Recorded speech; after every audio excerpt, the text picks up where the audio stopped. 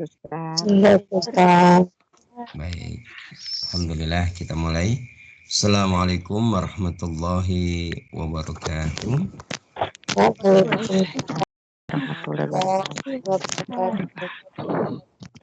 Alhamdulillahilladzi hadana lihada wa ma kunna linahtadiya laula an hadanallah. Asyhadu an la ilaha illallah wahdahu la syarikalah wa asyhadu anna sayyidana wa habibina wa syafi'ina wa maulana Muhammad wa ala alihi wa sahbihi ajma'in. Wa qala Allah ta'ala fil kitabihil karim, a'udzu billahi minasyaitonir rajim. Wa la tatamannaw ma faddalallahu bihi ba'dakum 'ala ba'd. Lirijali nasyibun mimma iktasabu walin nisa'i nasyibun mimma iktasaban was'alullaha min fadlih innallaha kana bikulli syai'in 'alima. Shadaqallahul azim wa nahnu 'ala dzalika minasyahidin wasyakirin walhamdulillahi rabbil alamin. Para santri yang mulia, kita awali kajian pekanan kita dengan bersama-sama membaca basmalah. Bismillahirrahmanirrahim. Selanjutnya kita bersyukur kepada Allah Ta'ala atas karunia dan kenikmatan yang Allah berikan kepada kita hingga Allah memberikan rahmat kepada kita. Di antara rahmatnya adalah Allah menjadikan kita, memudahkan kita hadiri majelis ilmu ini. Semoga ini menjadi wasilah untuk terus-menerus mendekatkan diri kepada Allah Ta'ala. Amin. Allahumma amin.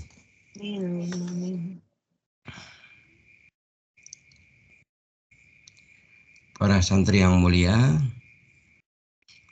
jadi jiwa-jiwa kita ini perlu makanan, perlu asupan. Sebagaimana pikiran-pikiran kita perlu asupan atau makanan. Sebagaimana pula jasadiah kita perlu makanan.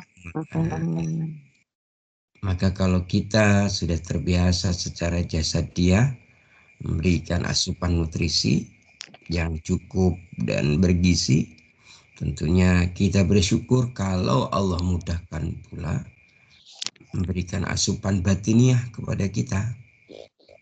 Melalui apa? Allah mudahkan kita melakukan ketaatan kepada Allah. Jadi kalau sampai hari ini kita dimudahkan oleh Allah melakukan ketaatan dan penghambaan diri kepada Allah, maka itu nutrisi batiniah kita.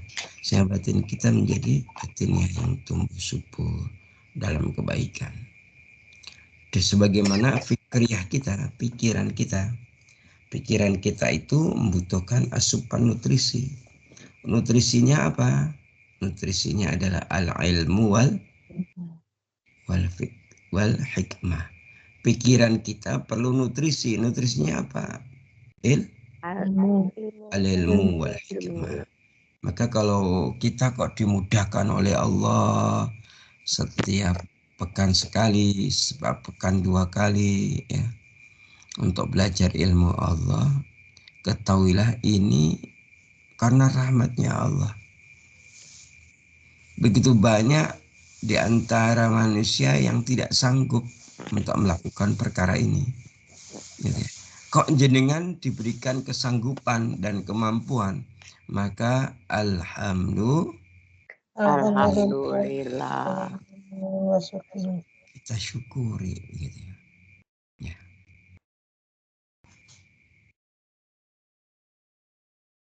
Oleh karena itu bersyukur kita kepada Allah atas semua karunia yang Allah berikan kepada kita. Kemudian kita bersalawat dan salam, semoga Allah limpah curahkan kepada junjungan kita Nabi besar Muhammad Sallallahu alaihi wasallam. Dan juga pada seluruh pengikutnya hingga akhir zaman nanti. Para santri yang mulia, alhamdulillah, hari ini kita dalam suasana di pertengahan bulan apa? Bulan Dzulhijjah. Bulan Dzulhijjah ya. Jadi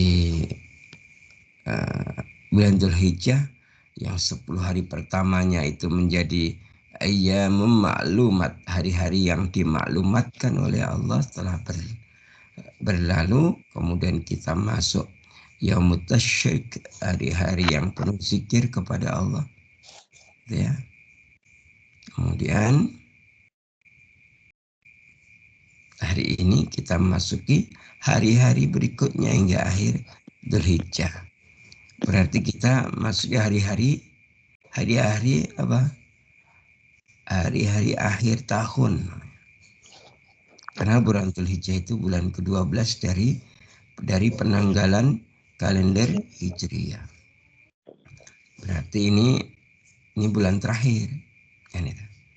Kan itu. Berarti kalau bicara bulan terakhir, kita bicara apa? Berarti sudah begitu banyak episode perjalanan yang sudah kita lalui. Nah, berarti nanti mudah-mudahan nanti kita manajemen bisa melakukan ini ya, mengagendakan kajian 1 Muharram gitu ya. Kajian umum kaitannya dengan apa? Kaitan dengan tahun baru Hijriah gitu ya. Ya, nanti insya Allah kita rapatkan di manajemen, kita akan itu. Baik, untuk hari ini para santri sekalian, kita melanjutkan pembahasan kita masih terkait dengan amal ar-ridho. Ya, amalan ridho, perbuatan ridho. Masih ingatkah di antara kalian amalan ridho ini sampai mana pembahasan yang terakhir kemarin?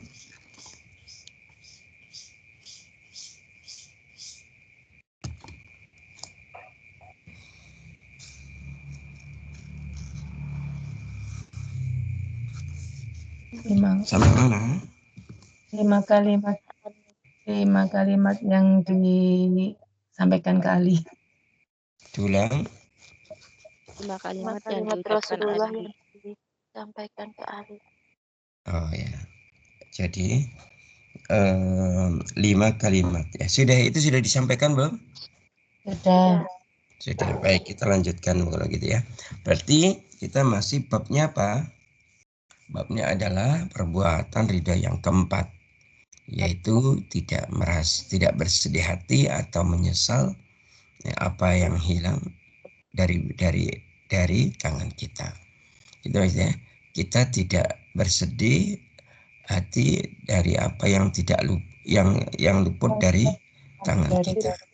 Kita tidak gundah gulana, tidak stres, iya betul sekali, dari apa-apa yang tidak di tangan kita, gitu ya.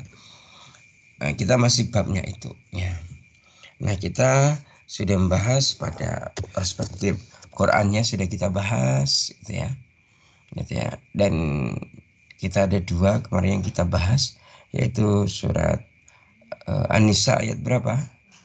32 dan surat Toha ayat 131. Sudah kita bahas itu, dan kita sudah mulai masuk pembahasan kaitannya dengan apa? Dengan sunnahnya, ya, dengan hadis-hadis Nabi dan keterangan para ulama, ya. Hadis Nabi dan keterangan para ulama, ya. Baik, sudah siap ya? Ya, Ya, baik. Kita awali dari membuka kitab namanya Kanzul Umal. Kitab apa? Kanzul Umal. Kanzul Umal, ya. Kitab Kanzul Umal. Nah, dalam kitab ini ada sebuah riwayat ya, hadis ya. Hadis ini dari Sayyidina Umar bin Khattab. Dari siapa? Sayyidina Umar bin Khattab. Ya. Di mana Sayyidina Umar bin Khattab ya ini menuturkan ya atau berkata bahwa Rasulullah Sallallahu Alaihi Wasallam bersabda, ya ibnu Adam,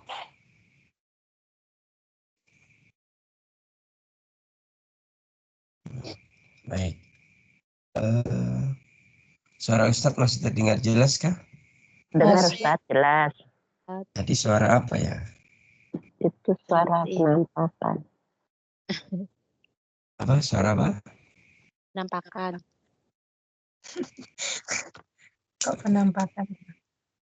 Oh iya, baik.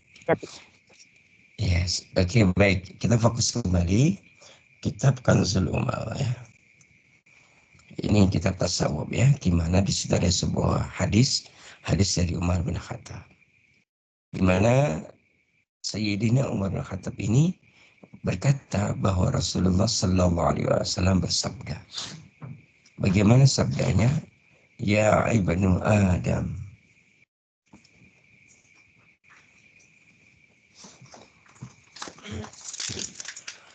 Ustaz ulang ya.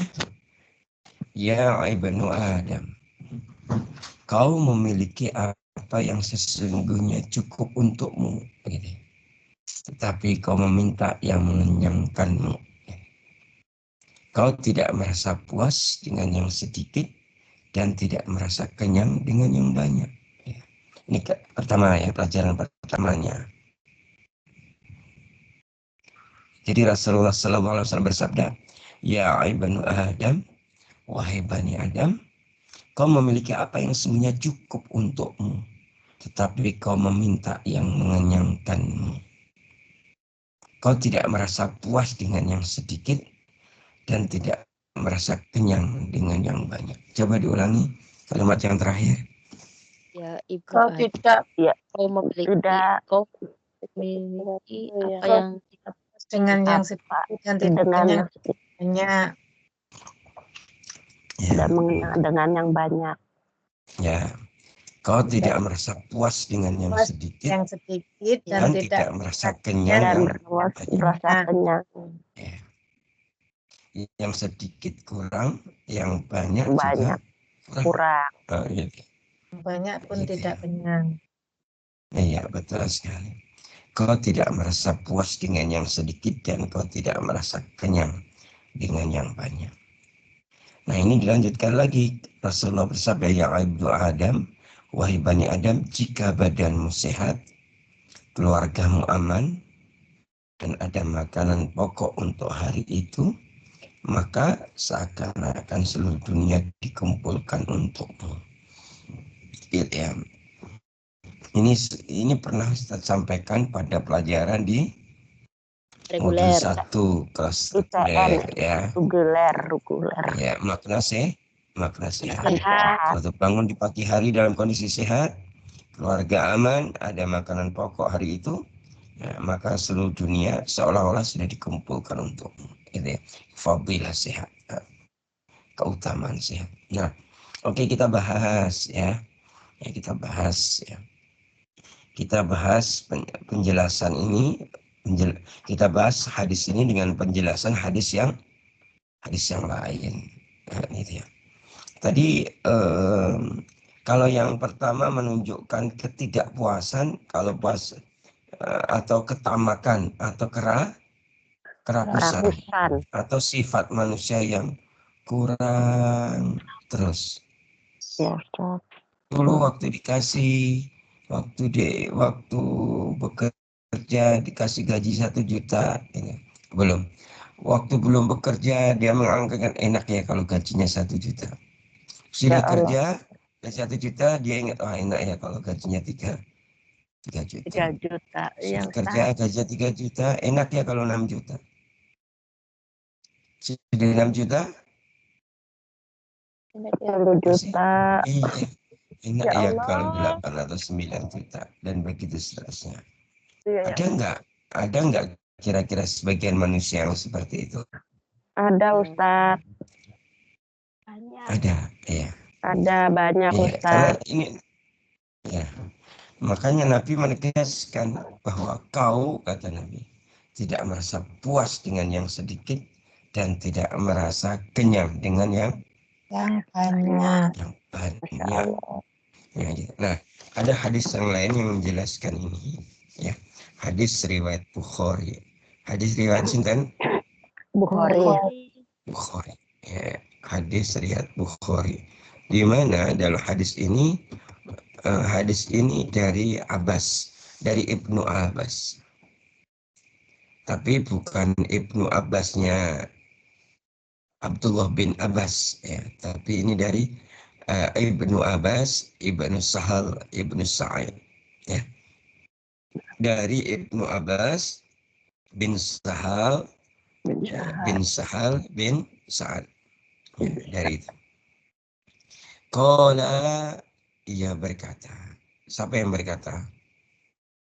Rasul. Ibnu Abbas bin Sahal bin Sa'ad. Jangan Ibnu Abbas doang ya, nanti dikirain Abdullah bin Abbas. Ibnu Abbas bin Sahal bin Sa'ad. Sahal bin Sa'ad. Saya bin Sahal bin Sa'ad. Bin Qala, Sa'ad. ia berkata, sami itu Ibnu Zubair alal mimbar bi Makkah fi khutbatin fi khutbatihi. Ia berkata bahwa ia pernah mendengar Ibnu Zubair. Ibnu Zubair itu siapa? Anaknya Zubair. Siapa? Abdullah bin Zubair. Zubair itu siapa? Zubair bin Awam. Siapa Zubair bin Awam itu? Anaknya Awam. Awam itu siapa? Suaminya Sofia. Sofia itu siapa? Bibinya Rasulullah Sallallahu Alaihi Wasallam. Nah, saudara kandungnya siapa? Hamzah bin Abdul Muthalib. Gitu ya.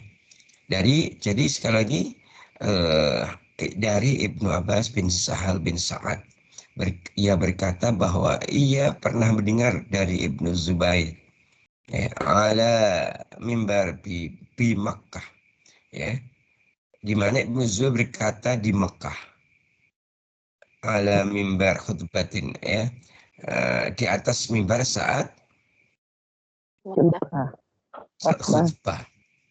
Saat khutbah.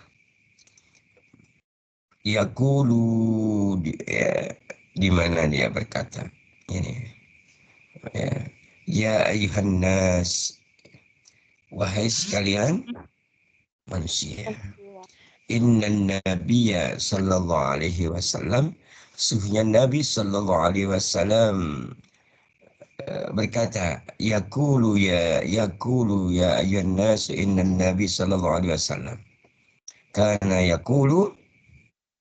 Jadi Ibnu Zubair berkata waktu di Mekah, waktu di khutbah, ya, waktu di mimbar saat khutbah, dia berkata, wahai manusia, sungguhnya Rasulullah Sallallahu Alaihi Wasallam kana yaqulu, bersabda. Bagaimana sabdanya Rasulullah? Lau anna ibnu Adam, seandainya anak-anak Adam, gitu ya, u'tiya wadiyan wa mala'an min dhahab ahabba ilahi saniyan. Seandainya manusia atau ibnu Adam, anak turunnya Adam, diberi satu lembah penuh dengan zahab. Zahab apa? Emas.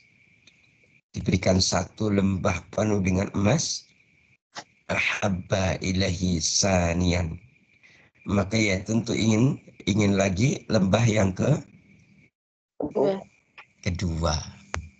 Walau atisanian, ya, ketika Allah sudah memberikan kepadanya lembah emas yang kedua, ahabba ilahi salisan, maka ia akan menginginkan lagi lembah yang ketiga. Gitu ya. Sudah diberikan satu lembah penuh dengan emas, masih pengen lembah yang kedua. Kemudian sudah diberi yang kedua, masih pengen yang ketiga, lembah yang ketiga. Gitu. wala yasuddu jaufa ibni Adam ila tarab. Tidak ada, ya, tidak ada yang bisa, ya, memenuhi isi perutnya siapa? Ibnu Adam, selain illa tarab, kecuali tanah. Maksudnya apa? Yang lahat. Iya, tidak ada yang menghalangi isi perut dari Bani Adam kecuali dia udah meninggal. Meninggal. Kalau sudah meninggal, sudah nggak punya keinginan lagi terhadap zahab, terhadap emas tadi. Wa yatubullahu ala man taba. Yes. Dan Allah Maha menerima taubat siapa saja yang mau bertaubat. Ya. Baik. Hadirin yang dimuliakan Allah. Ini mengajarkan kepada kita tentang apa? Sifat, karakter, orang.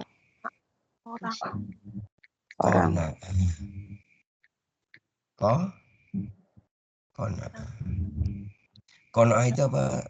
Mau menerima, siap menerima dengan penuh sukacita apapun yang datangnya dari Allah. Dikasih sedikit siap, dikasih banyak siap. Kan ada orang yang dikasih sedikit siap, dikasih banyak enggak siap, ada itu. Siap di sini maksudnya bisa memanfaatkan untuk kebaikan di jalan Allah. Kasih sedikit, rajin sedekah. Kasih banyak, nggak mau zakat lagi. Ada. Contohnya ada, Ustaz. Ada di zaman Nabi. Contohnya siapa itu? Sahabat namanya Sa'labah. Waktu miskin, rajin ke masjid, rajin ibadah. Begitu kaya raya, zakat nggak mau, ke masjid nggak mau. Jadi dia siap miskin, siap rezeki sedikit, nggak siap rezeki banyak. Yang kedua ada yang siap rezekinya, tidak siap rezeki sedikit, tapi siap rezeki banyak. Itu siapa? Kalau zaman Nabi. Abu Bakar. Apalagi siapa lagi? Yang itu yang punya triliunan uang, siapa namanya? Abdurrahman bin Auf. Abdurrahman bin Auf ini ya, sahabat yang masih nggak siap rezeki itu karena apa? Karena dia itu gampang sekali dapat duit. Gitu. Bahkan akhirnya Rasulullah SAW bersabda, wahai Abdurrahman bin Auf, wahai Ibnu Auf, nanti kamu akan masuk surga dalam kondisi merangkak. Kemudian Ibnu Auf atau Abdurrahman bin Auf bertanya, lima daya Rasulullah, kenapa? Ada apa? Kenapa? Tolong jelaskan ya Rasulullah. Kemudian Rasulullah bersabda, wahai Abdurrahman bin Auf, karena begitu mudahnya Allah ya, begitu mudahnya Allah menjadikanmu mencari harta dunia.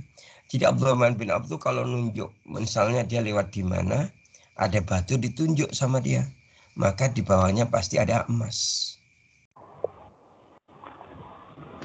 Karena saking pintarnya bisnis, cari duit itu pointer. Gitu.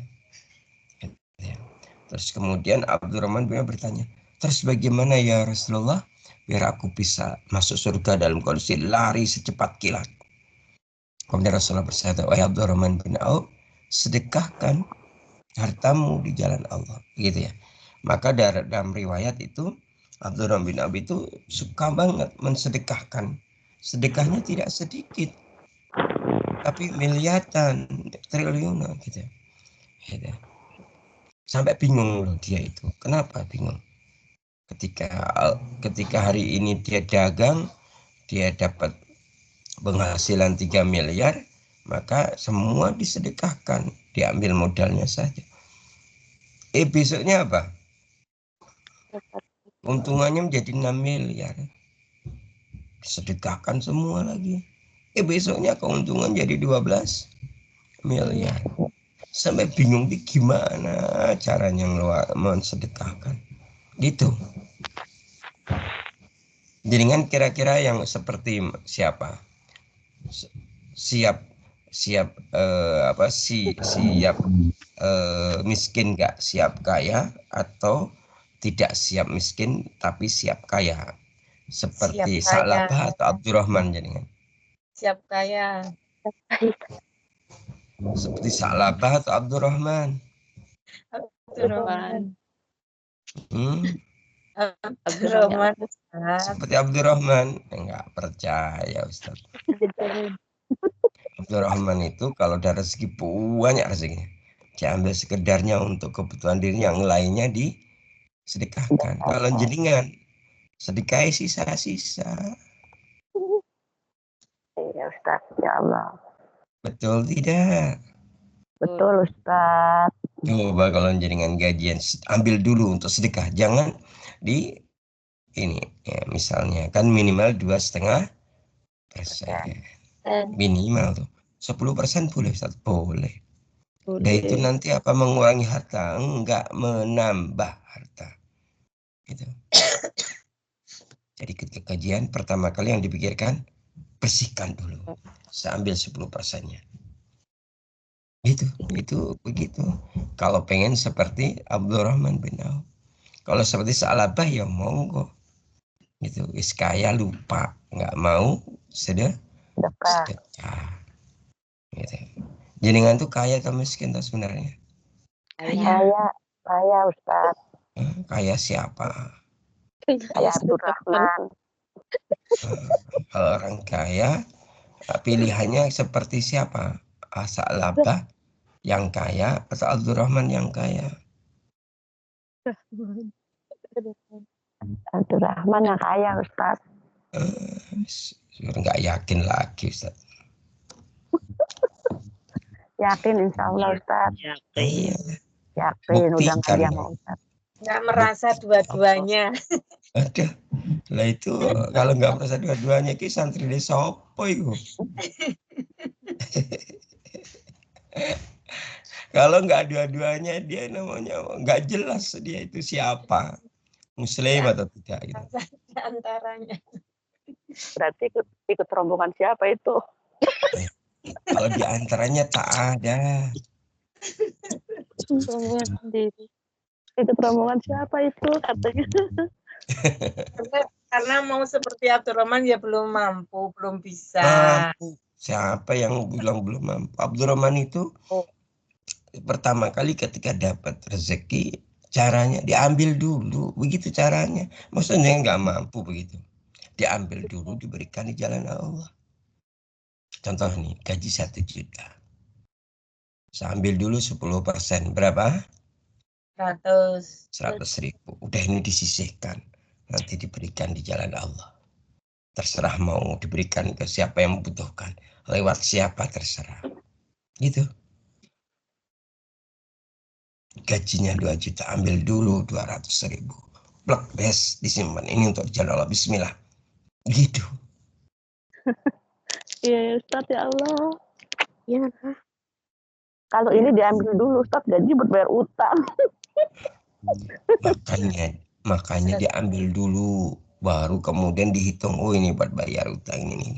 Dia dibersihkan dulu, insya Allah berkah. Ya.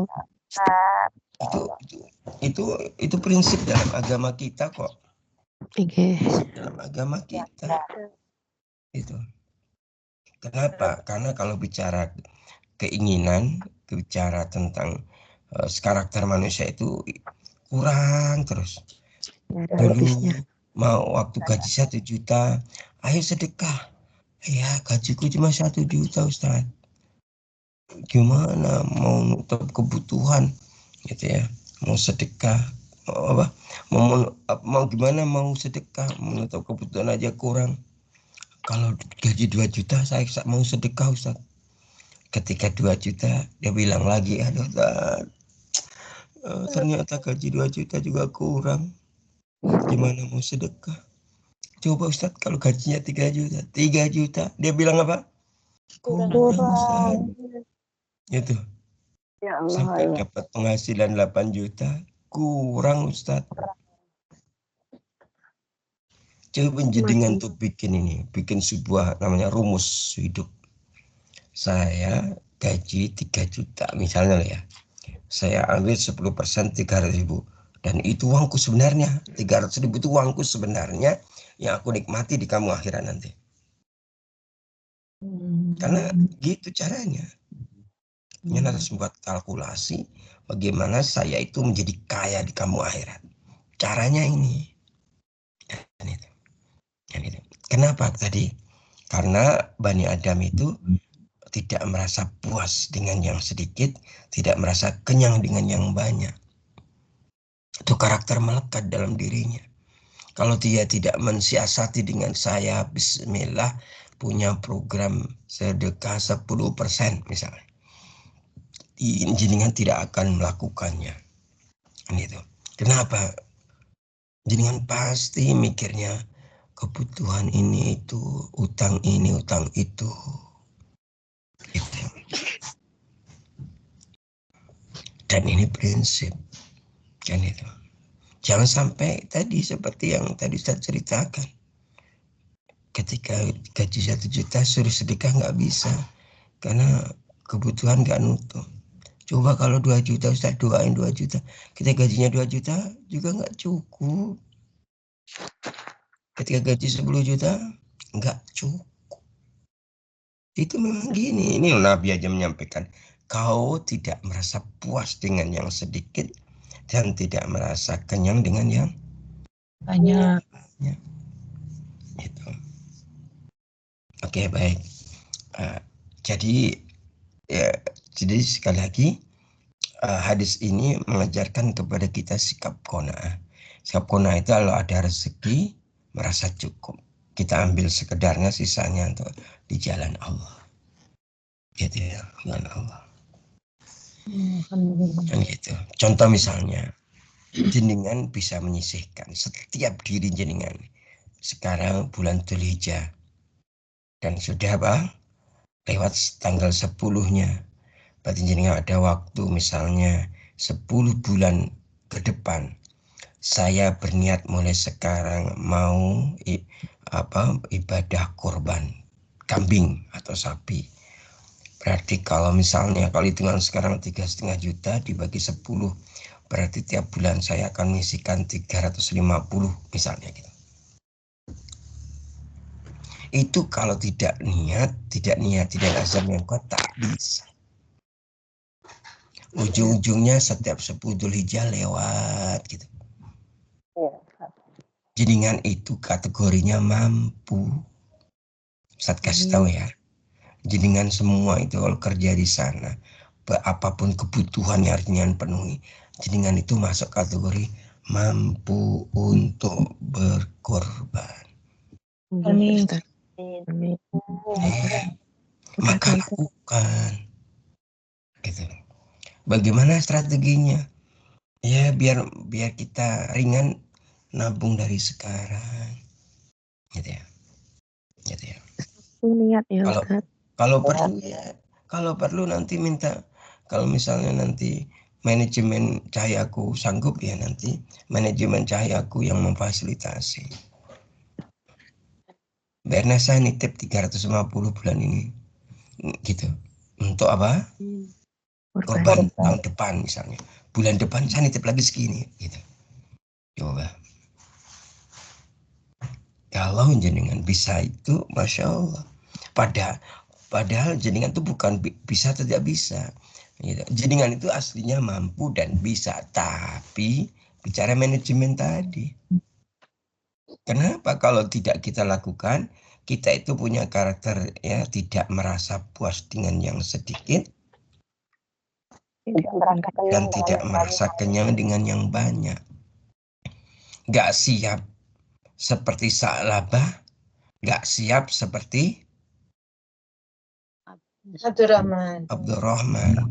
Lah siapa kok sama kaya siapa? Bukan enggak belum, masih belum Ustaz. Ya. Bukan enggak siap, tapi belum siap. Ya, itu alasan nggak siap itu ngomongnya belum.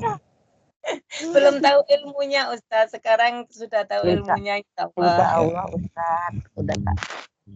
Ini santrinya sopo toh ya alasannya agak gila dikasih tahu. Ya santrinya Ustaz. Ngapunten Ustaz katang Ustaz. Nggih, ribon.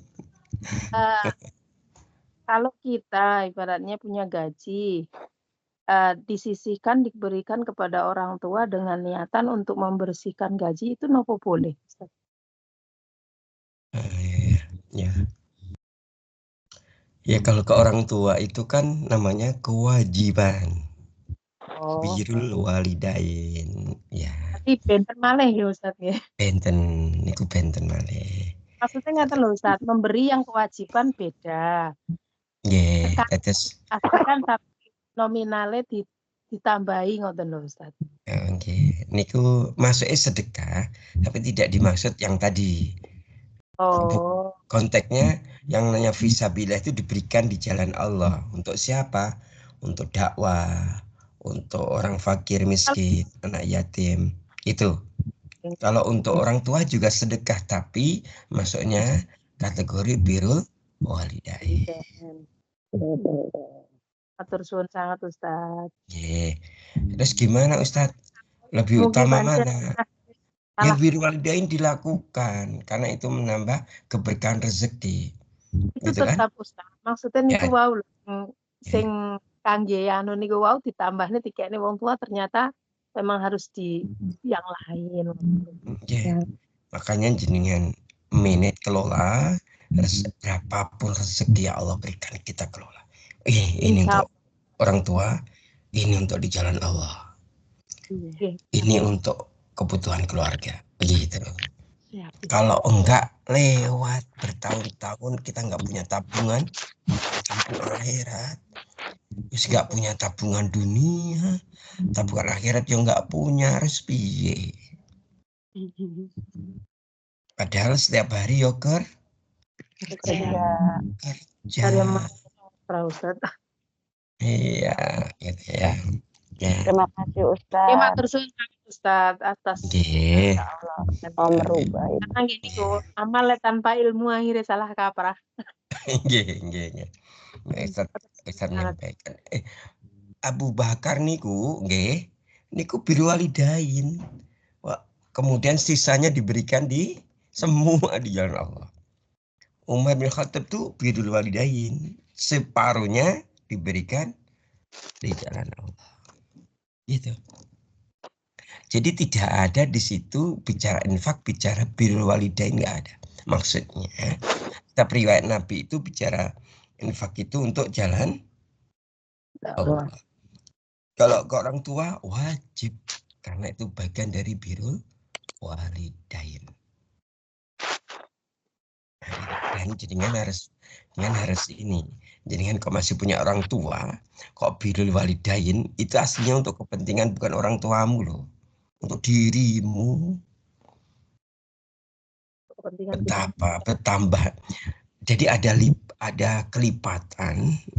Kalau seorang itu birrul walidain, maka Allah memberikan keberkahan rezeki itu berlipat-lipat. Gitu. Bagaimana kalau orang tua masih hidup? Sebagaimana birrul walidain ketika orang tua masih sudah meninggal. Kayak kemarin, Masya Allah. Gitu ya. Ketika Ustadz mendoakan, ada salah satu santri yang korban kambing di atas namakan almarhum ibunya. Gitu. Nah, Ustadz ini banget gitu ya. Ustadz doain banyak waktu itu. Ustadz sembelihnya di lereng Gunung Lawu kan. Gitu ya. Jadi ada santri di ITN gitu ya. Dia itu korban tapi di atas namakan sih kan ibunya yang sudah meninggal. Masya Allah. Yang itu. Ya. Itu dia aslinya apa?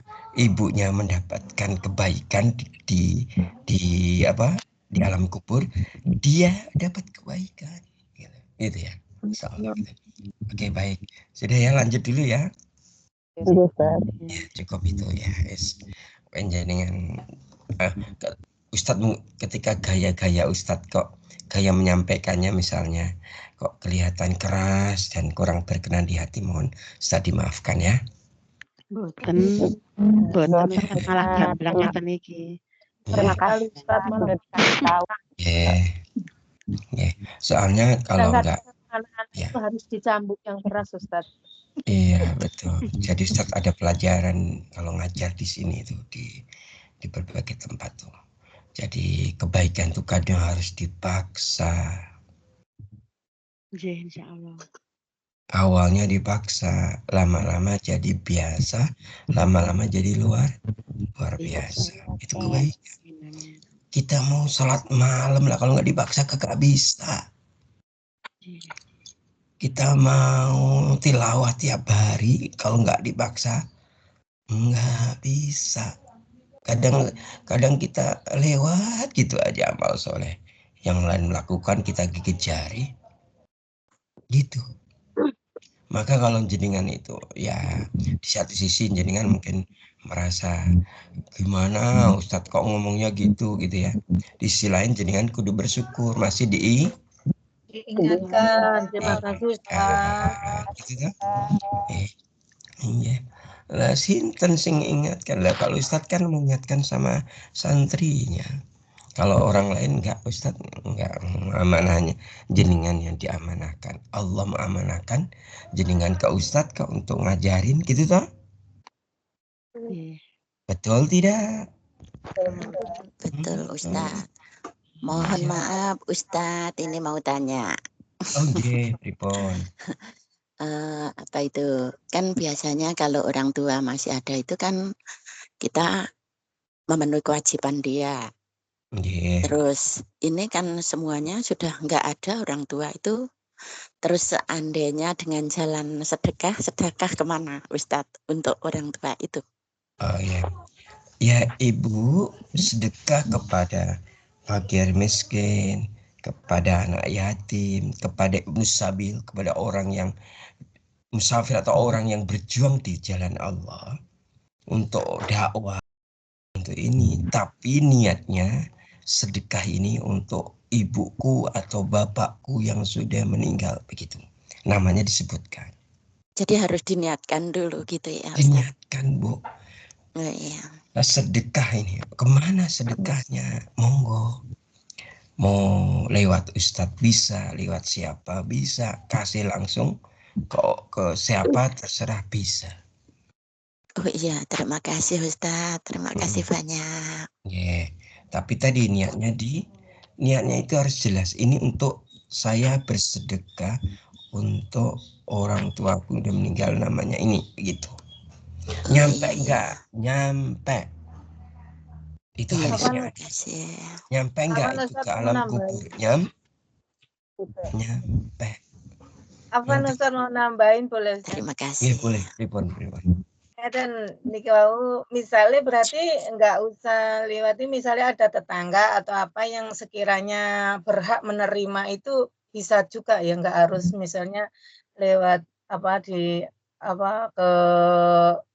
kemana gitu, misalnya bisa langsung ke yang bersangkutan gitu, misalnya tetangga lah atau saudara jauh lah gitu yang misalnya pantas menerimanya gitu loh. Boleh apa sama saja seperti itu apa beda? Ya sakit bisa ya, misalnya jadi Ibu kalau sedekah itu bisa langsung menyampaikan ke yang menurut Ibu itu membutuhkan, atau tadi lewat para muhsin, lewat para orang-orang yang memang punya amanah untuk menghimpun dana zakat infak sedekah yang bagi sesiapa di antara kaum muslimin yang tidak sempat menyampaikan langsung. Berarti kalau menyampaikan langsung boleh enggak, Bu? Boleh. Bisa sama. Berarti misalnya di sekitar kita itu ada misalnya ada 3 orang atau berapa gitu yang kira-kira pantas menerima itu satu orangnya itu mendapat satu bagian atau satu bagian itu dibagi 3 orang gitu apa gimana? Ya, ini contoh misalnya. Misalnya nih, saya gaji 1 juta, saya sedekah 2,5%, berarti berapa? Kalau 1 juta, 2,5%-nya 25.000. 25.000. Oh, ada 3 orang butuhkan. Oh, saya bagi 3. Boleh kalau menurut jenengan itu pantas. Berarti kan masing-masing dapat 8.000-an. Cuman ambil satu bagian saja, jadi enggak. Atau oh ini bulan ini saya ke sini. Atau jenengan kalau pengen gaji saya 1 juta ini. Saya bismillah, saya ambil 10% buat infak. Berarti kan 100.000. Gitu kan? Langsung dibagi kepada yang membutuhkan 4 orang misalnya atau 2 orang. Nah, itu monggo, itu teknis. Itu ya. Terima kasih Ustadz. Dan sudah banyak yang merasakan ketika Rasulullah menegaskan apa yang kau keluarkan di jalan Allah itu sebenarnya itu bukan hilang darimu, tapi menambah-nambah keberkahan untukmu. Gitu. Keberkahan itu ada 2. Pertama, ziyadatul khair, ditambah-tambah kebaikan sehingga kita mudah melakukan kebaikan. Yang kedua apa? Ziyadah, bertambah-tambah harta. Itu rumus. Jangan sampai kita mengira kalau orang bersedekah kemudian jadi miskin. Nggak ada. Rumusnya dalam sunnah kata Nabi nggak ada gitu. Justru orang yang bakhil, orang yang kikir itu orang yang dia akan terperosok dalam kefakiran. Gitu. Itu Bu. Ya. Matur suwun Ustaz. Matur suwun sangat. Serahan Ustaz. Sami-sami.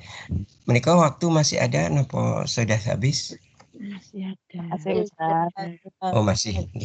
Baik, kita lanjutkan kalau masih.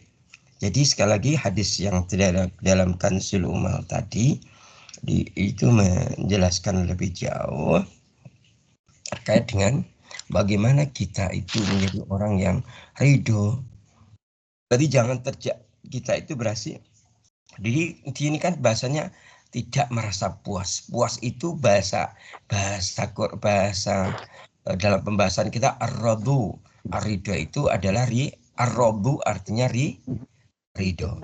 Berarti kalau tidak puas dengan yang sedikit, nggak ridho dengan yang sedikit. Gitu kan ya. Maka pelajarannya ya apapun yang Allah berikan kita ridho. Kalau kasih sedikit, ridho. Alhamdulillah. Iya, bagaimana cara ridho? Cuma sedikit, nggak usah sedekah. Oh, tidak begitu.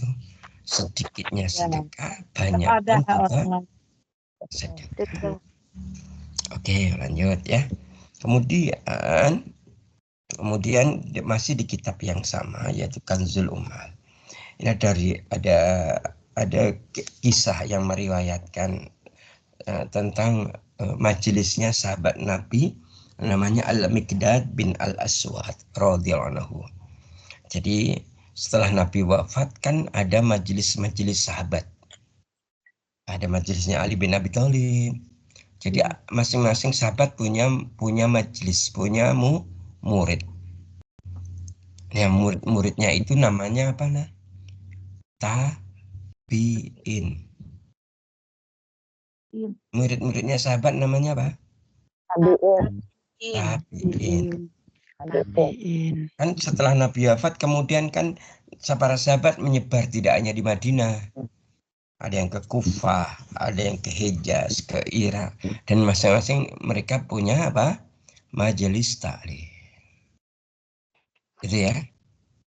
Nah, ada sahabat namanya Al-Miqdad Ibnu Al-Aswad radhiyallahu anhu. Beliau punya majelis yang di situ beliau ngajar. Kayak ginilah misalnya ya. Di sini di bawah majelis cahayaku ada taklim tiap Sabtu kayak gini. Wah, ini. Berarti ini tradisi Nabi dan para sahabat nggak sih yang kita lakukan sekarang? Tradisi Nabi dan Iya. sahabat. Seneng nggak ngikutin tradisi Nabi dan para sahabat? Sangat senang, Ya, Ustaz. seneng. Soalnya banyak yang Setelah tidak 1 minggu belum. Iya, betul. Banyak yang tidak dapat kesempatan. Nggak dipilih oleh Allah gitu. Betul tidak? Iya, Ustaz. Ya. Buktinya ini 44. Ya, ini semuanya kan 44 itu udah plus ustadz. Berarti 43 santri. Yang datang 36. Ya, pertama itu. Yang kedua 36 itu juga ada ustadz. Berarti 35. Kemudian banyak sekali kan santri yang ikut cuma 44 yang di grup ini kan gitu kan. Bahasanya berarti jenengan itu terpilih atau tidak? Terpilih dari sekian orang. Terpilih. Itu kan? Oke, baik, kembali ke tadi. Jadi ada sahabat namanya Jabir ibn Nufair. Jabir ibn Nufair. Beliau meriwayatkan dari ayahnya. Dan ayahnya Jabir ibn Nufair namanya Nufair. Nufair ini ayahnya Jabir.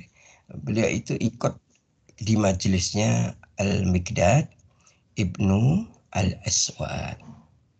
Ketika beliau duduk di majelisnya sahabat Nabi ini, Al-Miqdad ibnu Al-Aswad radhiyallahu anhu ini, tiba-tiba datang seorang laki-laki dan berkata kepada Al-Miqdad. Datang kepada di majelis itu dan berkata kepada Al-Miqdad, kepada syekhnya ini. Laki-laki ini berkata, ya beruntunglah gitu ya. Beruntunglah kedua mata yang pernah melihat Rasulullah Sallallahu Alaihi Wasallam. Sungguh betapa inginnya mata ini melihat seperti yang pernah engkau lihat, menyaksikan apa yang pernah engkau saksikan. Nah, jadi laki-laki ini datang dan ikut taklim setelah Nabi wafat. Dan dia berkata kepada Miqdad kan sahabat Nabi. Dan dia ya berarti tiap hari bertemu Nabi Miqdad ini. Nah, ada laki-laki datang ke majelisnya Miqdad dan berkata, beruntunglah kedua mata yang pernah melihat Rasulullah Sallallahu Alaihi Wasallam. Sungguh betapa inginnya mata ini melihat seperti yang pernah engkau lihat, menyaksikan apa yang pernah engkau saksikan. Ya. Mendengar perkataan laki-laki ini, Miqdad itu mendengarkan dengan penuh rasa takjub. Masya Allah gitu ya. Al-Miqdad ini tidak mengatakan apa-apa saat itu selain mengatakan hal yang baik gitu. Masya Allah, tabarakallah gitu ya. Gitu ya. Tetapi ada tetapinya. Kemudian Miqdad ini berkata, bagaimana perkataan Miqdad? Miqdad bertanya kepada laki-laki itu, apa yang mendorongmu berharap hadirnya sesuatu yang telah diliputkan oleh Allah untukmu? Gitu ya. Jadi begini, kan Miqdad laki-laki ini hadir ketika Rasulullah sudah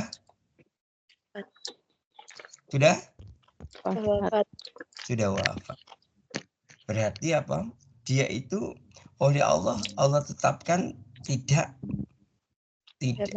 hidup, tidak beragama atau menjalankan agama ketika Nabi masih hidup.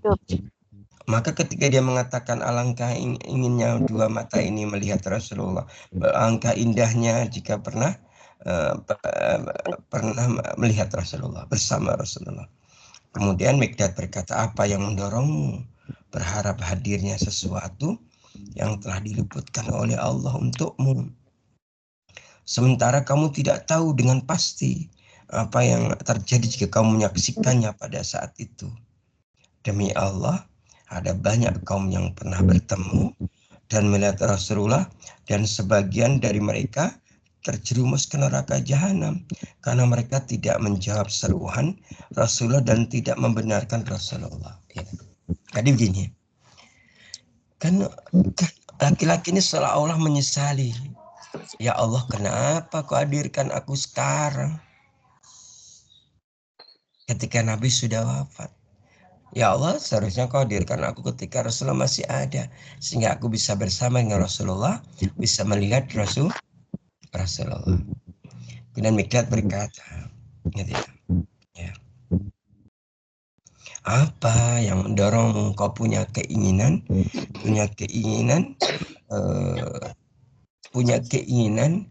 atas sesuatu yang sudah Allah luputkan darimu. Dia mengangan-angankan sesuatu yang telah Allah luputkan darinya. Apa yang Allah luputkan darinya? Tidak bertemu Rasulullah. Padahal banyak di kalangan Bani Quraisy ya yang bertemu Rasulullah, dan banyak di antara mereka yang terjerumus ke neraka jahanam. Karena apa? Mereka tidak menjawab seruannya Rasulullah. Bahkan mereka tidak membenarkan kerasulan Rasulullah. Bahkan mereka kemudian ada sebagian mereka menentang. Bahkan ada yang berniat membunuh Rasulullah, gitu. Kemudian Mikdad berkata, maka bersyukurlah dan pujilah Allah karena Allah mengeluarkan kamu ke dunia ini dalam keadaan engkau mengenal Allah, engkau membenarkan apa yang datang dari Rasulullah. Ketika orang lain ditimpa musibah, apa musibah yang dimaksud? Disebut musibah kalau dia tidak mengenal Rasulullah. Disebut musibah kalau tidak mengikuti Rasulullah. Gitu. Jadi tidak ada yang menjamin jika engkau hidup sejaman Rasulullah kemudian kau menyambut seruan Rasulullah.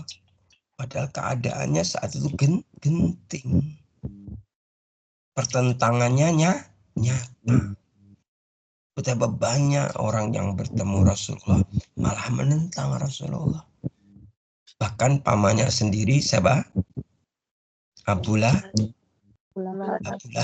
Ketika Nabi berada di mana? Di Jabal mana? Di Bukit Sofa. Kemudian Nabi mengumpulkan orang-orang Quraisy termasuk Abu Lahab dan mengatakan, apakah engkau percaya kalau aku katakan di balik bukit ini ada tentara musuh? Percaya, semuanya begitu. Kemudian Rasulullah menyatakan, kemudian Rasulullah melanjutkan sabdanya, sesungguhnya aku adalah Rasulullah. Sesungguhnya aku adalah utusan Allah yang membawa agama ketauhidan. Sebagaimana agama Hanif yang dibawa Nabi Ibrahim alaihissalam, sang binaul Ka'bah, sang pembangun Ka'bah. Gitu kan? Nah, akhirnya saat itu kira-kira itu kan seruan dari Nabi, betul tidak? Maka ada yang mengikuti, ada yang menentang. Bahkan tokoh Quraisy dan itu Pak Mas ini Abu Lahab, ya dengan berdiri dengan sombong dan kasar mengatakan, ya Muhammad, apakah hanya untuk mendengarkan kalimat dusta seperti ini kau kumpulkan kami di sini, gitu.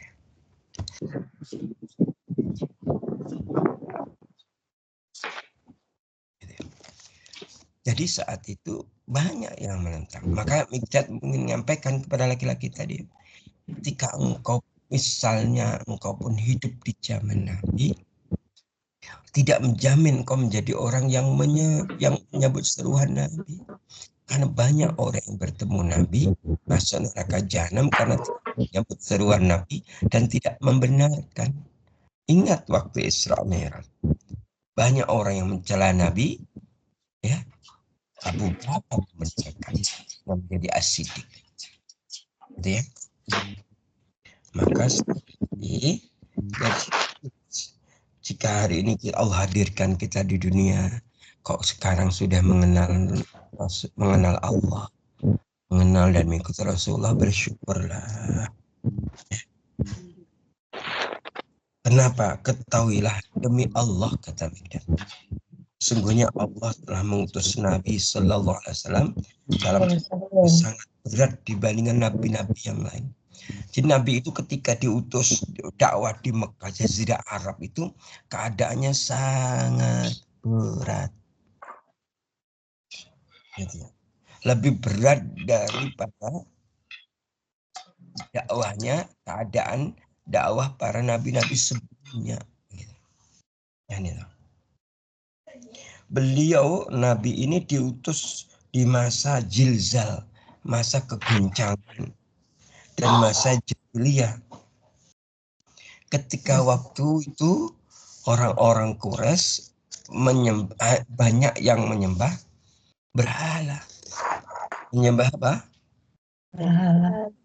Berhala.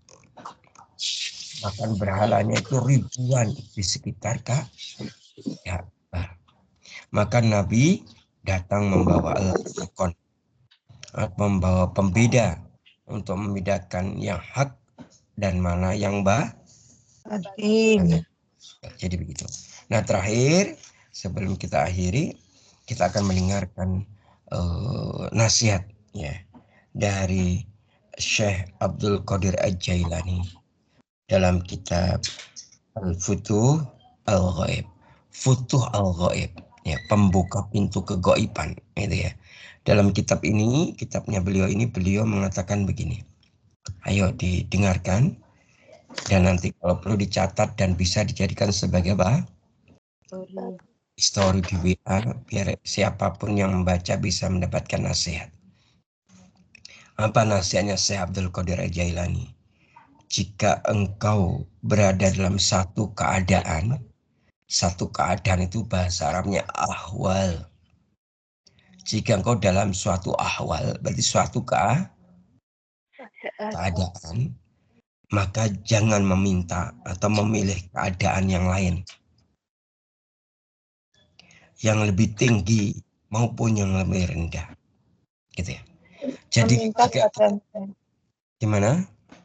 Janganlah engkau meminta keadaan yang lain lebih tinggi maupun yang lebih rendah, gitu ya. Jadi gitu. Jadi misalnya, ini penjelasannya, bukan perkataan Syekh Abdul Qadir, penjelasan dari Ustaz, bahwa jika hari ini Allah menetapkan pagi ini apa, kita mengatakannya, ya Allah hamba ridho, gitu. Jangan memilih keadaan yang lain, gitu kan? Maka Ustaz ulang, jika engkau berada dalam suatu keadaan atau ahwal, jangan meminta atau memilih keadaan yang lain, yang lebih tinggi maupun yang lebih rendah. Saya lanjutkan, Syekh Abdul Qadir melanjutkan, jika kau berada di depan sang raja, jika engkau berada di depan rumah sang raja, jangan meminta untuk masuk ke dalamnya. Bersabarlah hingga engkau diperkenankan dan disuruh masuk. Pelan-pelan Ustaz. Ya, nanti di ini ditulis saja, didengarkan lagi rekamannya ya. Ya. Jadi jika engkau berada di depan rumah sang raja, didengerin saja sekarang biar paham dulu. Ya. Jika engkau berada di depan rumah sang raja, maka jangan meminta untuk masuk ke dalam. Tapi bersabarlah hingga engkau diperkenankan untuk masuk. Dengan demikian, kau akan masuk di rumah raja karena keinginan dan keridhaan raja. Dengan begitu, tidak ada hukuman bagimu. Hukuman itu ditimpakan kepadamu karena buruknya pilihan dirimu, karena rendahnya kesabaranmu, karena buruknya adabmu, dan karena ketiadaan ridho terhadap keadaanmu sendiri. Jika kau telah memasuki rumah raja, tundukkan pandanganmu, juga adabmu, seraya terus ikuti apapun yang dia sang raja perintahkan, ya, baik berupa perbuatan maupun pengabdian. Jangan meminta untuk naik tingkat atau mengharapkan yang lebih. Kebaikan yang paling utama terletak dalam memelihara ahwal atau keadaan batin dan ridho dengan ahwal tersebut atau keadaan itu, serta berpaling dari menghendaki yang lain. Jadi begitu. Sang raja di sini yang dimaksud oleh Syekh Abdul Qadir Jalani ya Allah. Jadi jangan meminta sesuatu gitu ya, yang Allah belum Berikan. Iya. Yang dibolehkan syukuri keadaan sekarang ini gitu loh.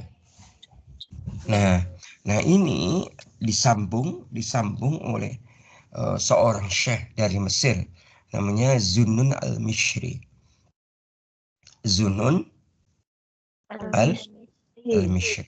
Beliau mengatakan seseorang itu binasa karena meminta suatu perkara yang telah disembunyikan darinya dan mengingkari perkara yang ditampakkan kepadanya. Ustaz ulang. Seseorang binasa karena meminta suatu perkara yang telah disembunyikan darinya dan mengingkari perkara yang ditampakkan kepadanya. Gitu ya. Jadi misalnya, gitu ya. Ya banyak ya kisah tentang ini. Ketika seorang, banyak kisah ya ini. Nanti jangan belajar sendiri ya dari beberapa kisah. Contohnya misalnya orang itu mau naik pesawat, ini ada kisah nyata. Dia ke bandara ya telat 1 menit, gitu ya. Wah dia sedihnya luar biasa karena dia tidak bisa naik pesawat itu, gitu ya. Ternyata Sedih, hangus ya tiketnya dan sebagainya. Tapi belum berapa menit berikutnya ada kabar dari bandara bahwa pesawat yang baru saja take off itu mengalami kecelakaan dan semua penumpangnya meninggal.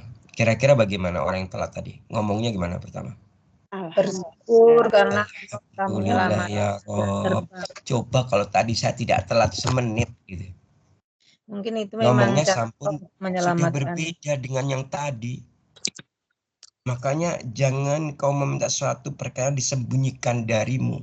Jadi ada, kalau sudah maksudnya Allah itu ada sesuatu yang disembunyikan dari kita biar kita itu mengambil pelajaran gitu. Walaupun awalnya ketika datang telat gimana? Ya mungkin sudah sedih, menyesal, marah, kecewa. Ya, kenapa aku telat gitu ya.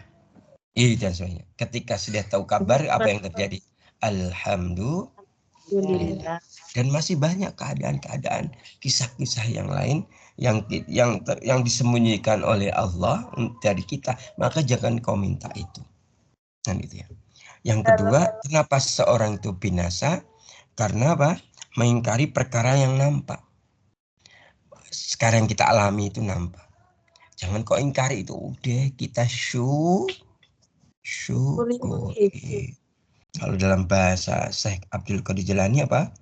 Jika engkau berada dalam suatu keadaan tahawal, jangan meminta atau memilih keadaan yang lain. Baik, kita boleh tanya sebentar Ustaz. Oh, mau bertanya, silakan. Ini ya Mbak ini misalnya kita itu merasa ini saya nggak benar, tapi sebenarnya menurut hukum apapun, misalnya hukum itu boleh saja, tapi merasa saja ini nggak benar, terus akhirnya menolak ini, gitu gimana Ustaz? Maksudnya ya menurut hukum apapun itu boleh berada di situ, tapi diri kita itu merasa nggak nyaman di situ gitu loh. Itu terus kita nggak mau di situ itu termasuk gimana ya? Menolak apa ya? Pokoknya intinya seperti gimana misalnya seperti itu.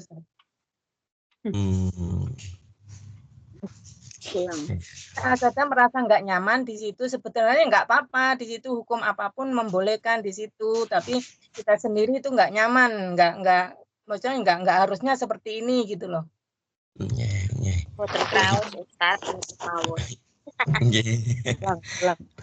Ya, jadi gini maksudnya tadi ahwal itu begini loh.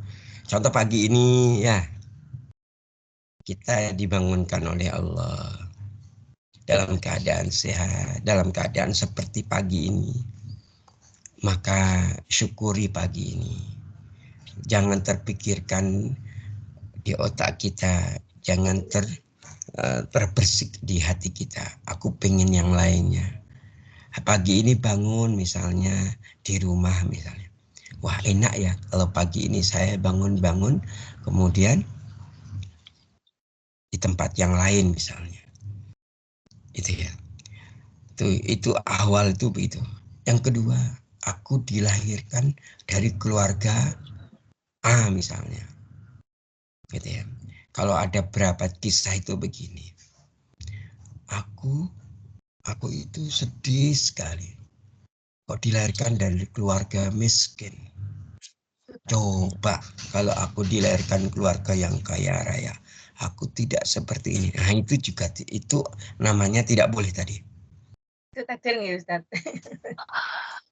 Ya itu awal yang Allah tetapkan. Satu keadaan yang telah Allah tetapkan. Itu yang dimaksud. Gitu ya. Kalau kisah jenengan tadi itu kan apa yang jangan tanyakan tadi itu kan masih bisa menghindar gitu loh. Kalau yang ini kan masih bisa menghindar gitu loh Ustaz. Tapi itu nggak tahu itu sudah ketetapan Allah atau enggak, tapi cuman kan kita merasa nggak nyaman saja gitu berada di situ gitu loh. Misalnya kan masih bisa menghindar gitu. Tapi dengan menghindar itu apa berarti kita menolak ketentuan Allah atau gimana gitu? Ya menolak ketentuan Allah pun. Ya. Orang sudah diberi ketetapannya di situ. Iya. Ya misalnya kita ini udah kerja ke Hongkong tujuannya apa? Allah memberikan majikan ini kita tanda tangan di sini ya nih dinikmati di sini. Gitu. Iya, baik. Jadi yang dimaksud tadi sekarang gini. Ayo kita lihat diri kita masing-masing. Keadaan kita hari ini kayak apa? Itu namanya awal. Nah, sekarang kita awalnya begini. Jangan terbersit punya keinginan ahwal yang lain. Itu yang dimaksud. Ya. Ibaratnya duwe sarapan gethuk aja angen-angen roti ngoten roti cuma mimpi. Lebih baik gethuk tapi nyata. Nikmati gethuk iku alhamdulillah ya Allah begini Saya iki wis 1 jam 13 menit seru ya. Saya gini. Jenengan nih Bu Marfuah ngomong gethuk Ustaz jadi ingat hari Selasa yang lalu. Kemarin saya ceritakan di hari Jumat. Gethuk telo. Iya. Jadi Ustaz itu kemarin kan melaksanakan amanah dari jenengan untuk berkorban di lereng Gunung Lawu. Di situ ada daerah muslimnya minoritas, yang mayoritas Hindu dan Kristen dan ada kristenisasi gitu ya. Umat Islam satu desa segunung itu cuma 150 orang gitu kan ya. Ketika nyembelih di situ kambing sama sapi yang diamanahkan dari jenengan-jenengan itu ya itu Ustaz dikasih suguhan istimewa namanya gethuk singkong jala gitu ya. Itu ya. Saat itu Ustaz senang banget. Itu namanya ahwal. Ustaz tidak memikirkan wah coba kalau disuguhin roti. Lagi niku. Jadi dinikmati apa yang ada di hadapan kita, nggak usah membayangkan yang lain. Ngono ya Bu Marfuah ya nggih insyaallah. Sama ini loh, selama kita itu tidak melanggar peraturan agama dan ya tidak melanggar ketentuan-ketentuan Allah gitu. Jadi dinikmati. Mesti insyaallah. Gusti Allah itu mesti yang terbaik untuk kita gitu nggih Ustaz. Masyaallah ya. Sip. Mantap baik. Ya pun jadi terus nih selewat kilo ya Allah. Kali-kali lewat kan Ustaz. Ya, ya sudah. Kalau jenengan bahagia, Ustadz juga bahagia. Dan kadang Ustadz kan Alhamdulillah, Ustadz. terlambat. Pagi hari ini Aduh, spesial dungkit Kak. lagi. Malah menuntut. Hari ini kajian Aduh, benar-benar dibalikin. spesial banget. Mas. Sangat Ustadz kasih tahu. Ya, tahu. Dalam ketentuan pembelajaran itu, tilangin. Kalau Ustadz telat biasa, kalau santri telat dijewer. Boten Nggih, nek santrine sing telat niku molor ta sing ngantuk, Ustaz. Iya. Lah emang sing ngantuk santri tok. Bakal meneh. Sing ngantuk santri tok. Nggih, Pake luwih ngantuk. Enggak itu. Kan habis ini mau naik gunung soalnya. Tadi ini ada acara naik gunung. Jadi hari sini masih ke lereng Gunung Lawu lagi. Acara hari ini. Soal hari ini, iya kita mau naik gunung ditemenin, ditemenin. Jadi acara ditemenin Ustaz sama Umi Sehali, Kakak Hani, Kakak Zahra semua nemenin. Ngoten niku lho Ustaz pameri Umi terus. Sarenge tak sangat sareng Umi. Yep, ya. Pameri kita sing santrine enggak bersama suami. Kan nganu nggih Ustaz, tujuannya tentang do mulai nggih Ustaz. Harus ridho Bu-ibu, harus ridho dengan keadaan kita Ibu-ibu. Suruh jangan meminta keadaan yang lain ya Allah. Kalau dulu saya cemburu, kalau sekarang enggak Ustaz, karena saya juga selalu di samping. Lah jenengan sudah ada.